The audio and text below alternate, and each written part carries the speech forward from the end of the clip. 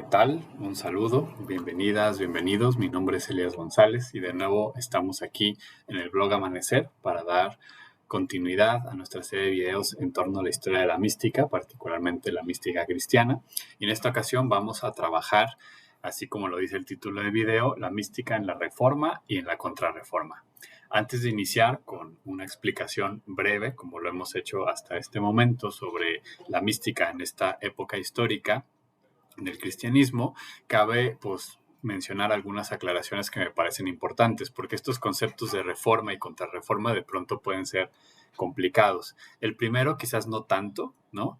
Uno de los problemas es que los dos de cierta manera tienen como una perspectiva muy católico-céntrica, por decirlo así, en el sentido de que, pues bueno, es la reforma, y después viene como esta contrarreforma, ¿no? Y de pronto hay como estas lecturas que la reforma tuvo cosas positivas, pero pues lo negativo fue que se desligó de Roma, y lo que viene a ser la contrarreforma es como recuperar, digamos, como cuestiones, líneas similares, pero con esta fidelidad a la Iglesia Católico Romana, ¿no?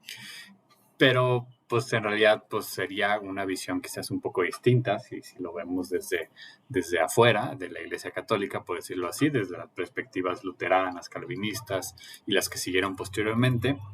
Pero aún así sí se mantiene como esta noción de la reforma, ¿no? Sí, es algo que estas mismas tradiciones y denominaciones cristianas asumen, ¿no? Como iglesias reformadas.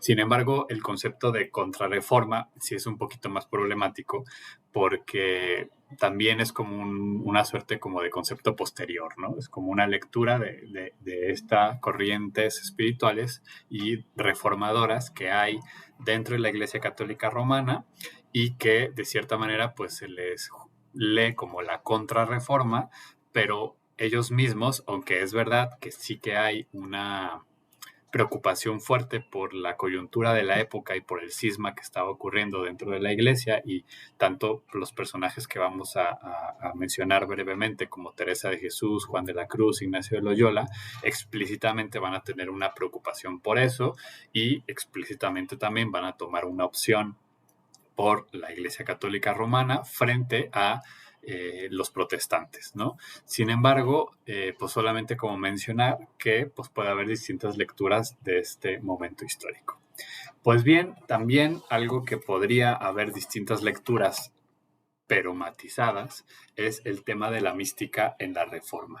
Lo que sí es cierto es que desde Lutero, ¿no?, hasta la fecha, ¿no?, las llamadas iglesias reformadas, o las que surgen a partir de allí, que son principalmente el luteranismo y desde ahí el calvinismo, y después cómo se van estas mismas ramificando y llegando a los movimientos evangélicos, etcétera, tienen como, sobre todo al inicio, una perspectiva más bien escéptica y de muchísima suspicacia frente a la mística, ¿no?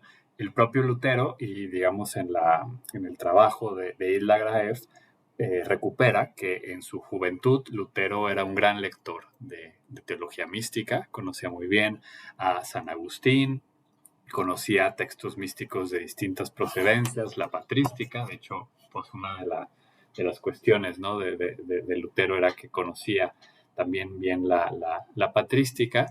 Sin embargo, desde las tesis, ¿no?, las famosas tesis que va a promulgar críticamente frente a lo que estaba viviendo la Iglesia Católica Romana en ese momento, y posteriormente esta noción de la mística va a ser vista con bastante sospecha dentro de las tradiciones reformadas, eh, en muchos sentidos, ¿no?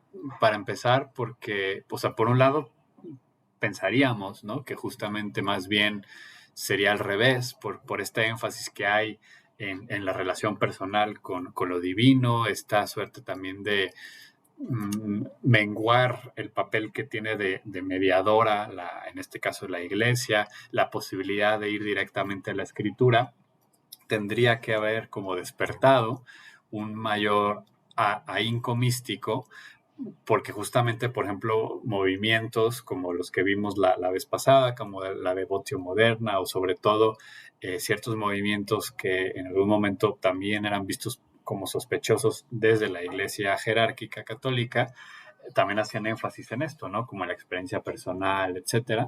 Pero hay otros rasgos dentro de la Reforma luterana, como puede ser de, eh, ah, por un lado, la suerte de esta énfasis en la indignidad de la criatura, también como este asunto de la sola escritura, ¿no? Hace que por un lado, pues la distancia entre el creador, entre lo divino y las personas, e inclusive el mundo mismo, toda la creación, sea mucho más sentida, o sea, mucho más enfatizada esta diferencia y esta distancia, se enfatiza la indignidad de la criatura, y también hay como esta visión pesimista de la naturaleza, de tal manera como que esta noción de la experiencia sobrenatural, de la experiencia mística, pues es constantemente vista con cierto rechazo, así como la noción de la sola escritura, también pues la mística de cierta manera, aunque la mística, digamos, particularmente cristiana,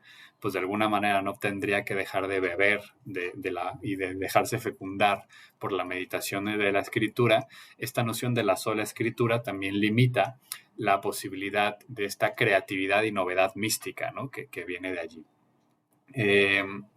Entonces también esta noción de la justificación solamente por la fe, dejando a un lado las obras, es uno básicamente de los grandes pilares de la espiritualidad luterana y de las grandes, digamos, debates teológicos detrás de la Reforma y del Cisma. Puede, ¿no?, llegar como hacia el quietismo, que ya lo veremos en su momento, o sea, puede ir coquetear con el quietismo, pero digamos como se hace énfasis, ¿no? Y aquí cito directamente a Hilda Graev, dice: la vida espiritual del hombre es incapaz de progreso, por lo que la mística de Lutero se puede llamar más bien una mística, un misticismo de la justificación. El hombre permanece pasivo en agradecimiento a lo que Cristo ha hecho por él, ¿no? Entonces, esto es básicamente de los grandes principios del luteranismo, ¿no? El ser humano se salva solo por la fe. En ese sentido, las obras, pues, ni más ni menos. Y entonces toda la parte de la ascética, toda la parte de la transformación de la persona que hemos visto ya en todas las sesiones anteriores, el ámbito de la ascética en la vida cristiana, de la mística, pues no se ve tan positivamente, y entonces no hay como esta noción de que el ser humano puede ir progresando hacia Dios, ¿no? Que claro, ¿no? Ahí hay también un peligro que es contra el que Lutero quiere como renegar, ¿no? Criticar esta noción de que entonces el ser humano conquista, ¿no? La salvación a través de sus obras, ¿no? Conquista a Dios, o en términos místicos, conquista la mística, ¿no? Y yo creo que pues en ese sentido la mística luterana, pues sobre todo la teología, pues es de gran aporte a un nivel como de precaución y de señalamiento crítico a excesos de cierto misticismo más bien voluntarista, etcétera, ¿no? Pero también es verdad que se puede caer en el otro extremo de más bien, pues el ser humano no hace nada al respecto, y por lo tanto hay como una mística de la pura pasividad que se enfoca únicamente en esta acción salvadora de Dios a través de Cristo, en donde el ser humano parece ser absolutamente pasiva, ¿no? Que ahí, por ejemplo, ya la mística católica distinguiría eso, en tanto que el ser humano tiene que también participar en esa salvación a través de esta unión de voluntades, ¿no? Entonces, hay como esta diferencia.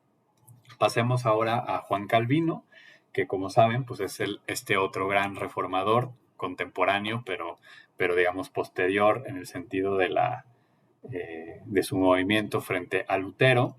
Él es más activista, ¿no? Es decir, él es más activo frente a un Lutero que es como una fe, ¿no? De simplemente abrirse a la fe.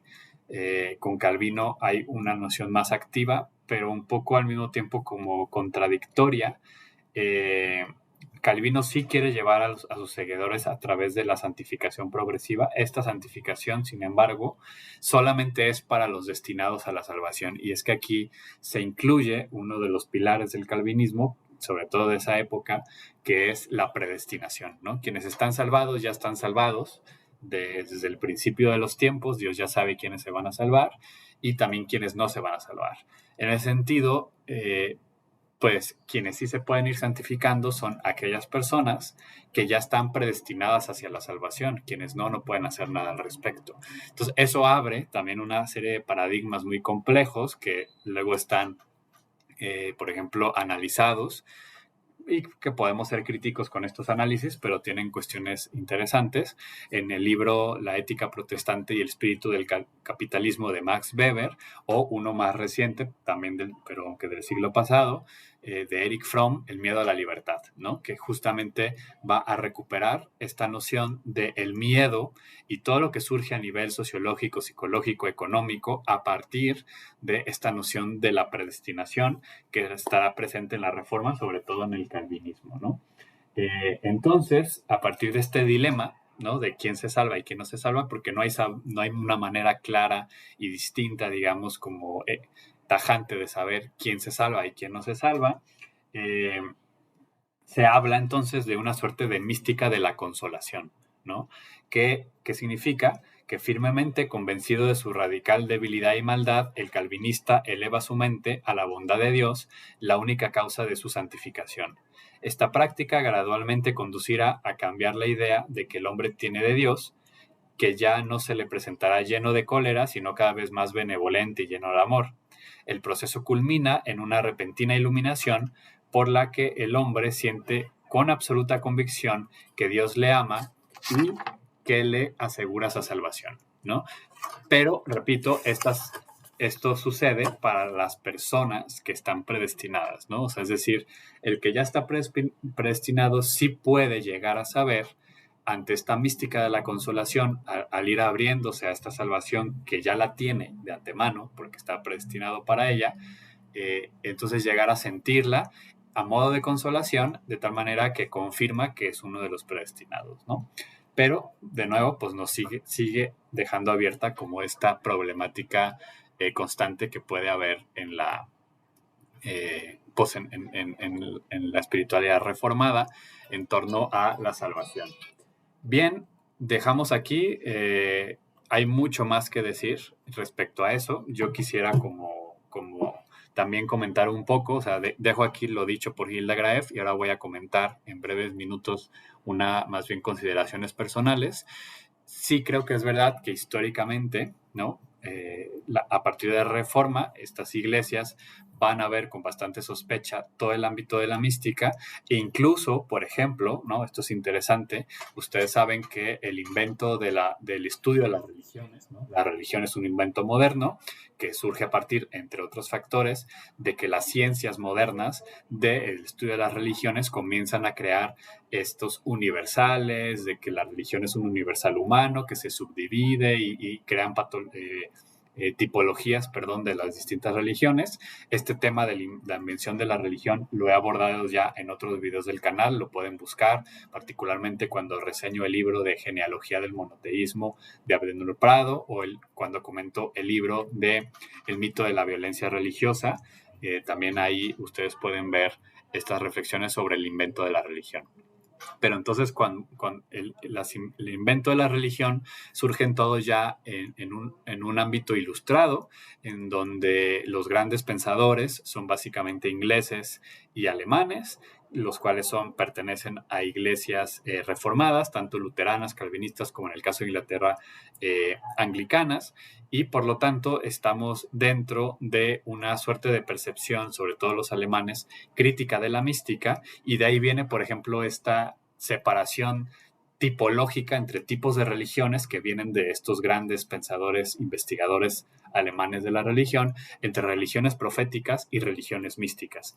Y se entiende la religión profética, los judíos, el cristianismo y el islam como estas religiones que se viven más en el mundo y en donde la relación con Dios no se trata de una fusión, sino de cómo la divinidad inspira a las personas en una relación personal hacia la profecía, hacia el mundo, hacia el trabajo con los demás. Frente a eso estarían las religiones místicas, que se entiende ahí mística como la fusión con el absoluto, entonces meten al budismo, al hinduismo y prácticamente las religiones orientales. Esto es el inicio, digamos, de la concepción moderna de la religión y por lo tanto todavía persiste una gran ignorancia en torno a estas tradiciones, incluso en torno al Islam, pero digamos con el tiempo, pues esta tipología que distingue la religión profética de la religión mística se ha menguado, aunque sigue presente en muchos ámbitos, pero es un buen ejemplo de qué se entendía por mística, sobre todo en estas tradiciones que tenían sospecha por la mística, porque se traducía como igual a la fusión con Dios, y por lo tanto eso no era propio de ni el Islam, ni el cristianismo, ni el judaísmo. De hecho, ya saliéndonos del cristianismo, en el siglo pasado, Scholem, uno de los grandes pensadores judíos que recuperaron toda la historia de la mística judía, lo dice claramente, dice, bueno, podemos hablar de mística judía dependiendo de qué entiendan ustedes por mística. Si entendemos mística como se ha entendido en la ciencia de las religiones europeas, que es esta fusión con el absoluto, ese tipo de religiones místicas, entonces en el judaísmo no hay mística, porque en el judaísmo se mantiene esta identidad y distinción entre Dios y la persona, etcétera. Pero si hablamos de mística en otros términos, entonces sí podríamos hablar de mística judía. También por eso filósofos judíos como Emmanuel Levinas van a también rechazar todo lo que tenga que ver con mística porque mantienen esta definición de mística en este sentido de las ciencias de las religiones modernas. Pues bien, esta noción de mística se mantuvo no solo en las ciencias de las religiones, sino también en las iglesias reformadas durante mucho tiempo, de tal manera que hasta la actualidad, en donde estamos en medio de un boom de los estudios místicos y de la recuperación de las tradiciones místicas, hoy por hoy existen muchos estudiosos y sobre todo personas de a pie que viven la fe desde el luteranismo, desde el calvinismo, y ahorita voy a hablar de los evangelismos y de otros movimientos, en donde se va recuperando la mística y se recupera incluso pues la mística tradicional, ¿no? Se van hacia los padres de la iglesia, recuperan hacia Dionisio e incluso los místicos propiamente católicos, que ya digamos, una cosa es recuperar digamos, estos místicos antiguos de la iglesia primitiva o incluso de la inicio de la Edad Media, como por ejemplo San Agustín o posteriormente Santo Tomás, que por ejemplo, pues muchos luteranos van a ¿cómo se llama? Pues reconocer y admirar mucho a Santo Tomás, pero incluso a los místicos propiamente católicos, como los que vamos a abordar en el siguiente video, que sería ya los místicos como Ignacio de Loyola o Teresa de Jesús o Juan de la Cruz, los van a recuperar. Entonces, hoy en las iglesias protestantes hay un renacimiento también y reconsideración de la experiencia mística por un lado y también de la tradición mística por el otro, ¿no? Entonces, eso se me hace muy importante. Y ya por último, pues también mencionar y no dejar de subrayar otros, digamos, movimientos de iglesias que surgen, por ejemplo, a partir ya de los movimientos evangélicos, en donde el Espíritu Santo juega un papel fundamental. Y ya hemos visto que para la tradición mística, el gran protagonista, ¿no? de la mística es Dios mismo, pero muy particularmente se recupera esta dimensión de la neumatología, es decir, pues la experiencia del Espíritu Santo, ¿no? Y entonces todos estos movimientos que han ido recuperando el papel del Espíritu Santo, porque históricamente se le había dado tanta importancia solo al Dios Padre lejos, trascendente, o al Cristo sufriente, o al Cristo resucitado, pero digamos el Espíritu Santo siempre ha sido el tercero, ¿no? De la Trinidad en todos los sentidos, y hoy, desde hace varias décadas, hay como todo un surgimiento y renacimiento de la parte neumatológica de la experiencia mística, que ya está presente y lo veamos desde siempre en la experiencia de las y de los místicos. Pues bien, hasta aquí voy a dejar.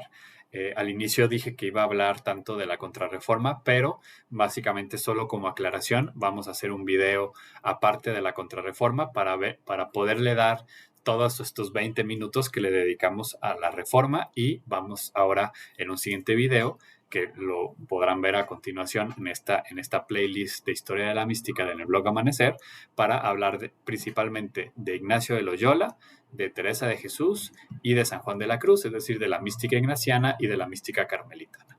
Pues muy bien, muchas gracias. Mi nombre es Elías González. Este fue un video del blog Amanecer.